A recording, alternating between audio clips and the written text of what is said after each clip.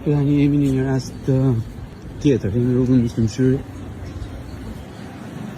2 vija kalimi, një kursi e dedikuar dhe parkim nish, i ndaluar afërmendshëm.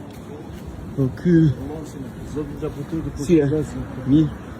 ky nuk është rasti që kemi parkim dysh, pavarësisht se bllokon rrugën, pavarësisht se bllokon kalimin e lirshëm të ambulancave, zjarfikseve, policisë shtetit, madje është shumë afër me policinë të shtetit.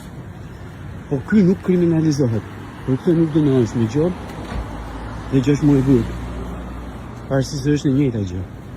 Jo, për këtë ndeshkohesh sipas rregullave të kodit rrugor, me gjop e gjithë parashikrimet e tjera. Po ky rast nuk kriminalizohet. E kuptoni? Do të parkosh kështu, nuk shkon burg. Thjesht do bilesh sipas kodit rrugor.